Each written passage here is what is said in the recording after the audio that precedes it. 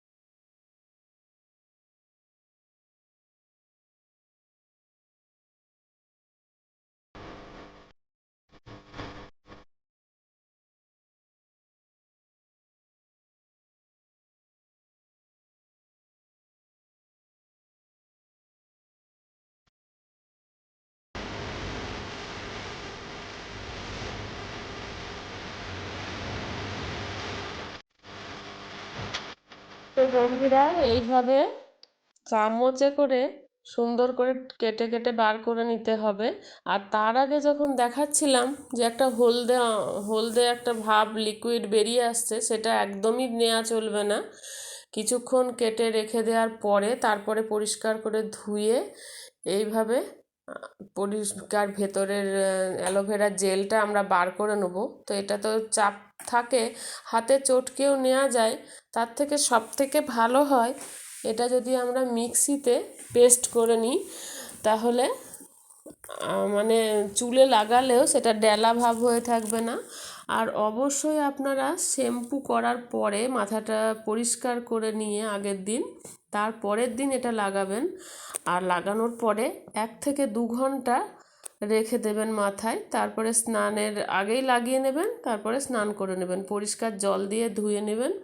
তারপরে দেখতে পাবেন আপনার কতটা কাজে দিয়েছে।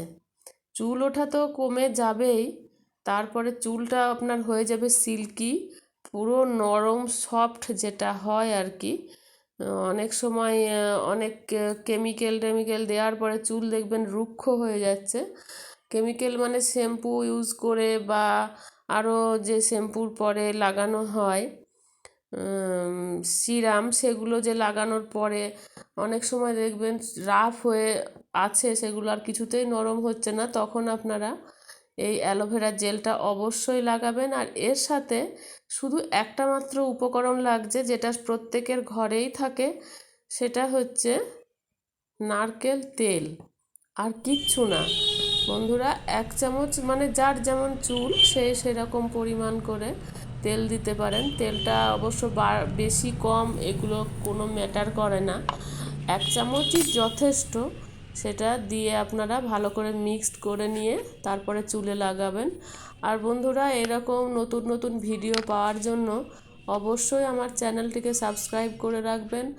আর আমি আপলোড করার সাথে সাথেই যদি আপনাদের কাছে পৌঁছায় এরকমটা যদি চান, তাহলে বেল বাটনটি অবশ্যই ক্লিক করে রাখবেন, অলে ক্লিক করে রেখে দেবেন। লাইক কমেন্টস যদি করেন তো আমাদের ভালো লাগে, আমরা নতুন নতুন ভিডিও তৈরি করতে আবার মন দিয়ে উঠে পড়ে লাগি। তো সেই হিসেবে আপনাদের কাছে অনুরোধ রইল, চ্যানেলটি সাবস্ক্রাইব করে নেবেন। আর এইরকম নতুন নতুন ভিডিওর জন্য আমরা তৈরি করতে থাকব। তো আজকের মতো আসি বন্ধুরা, সবাই ভালো থাকবেন, সুস্থ থাকবেন।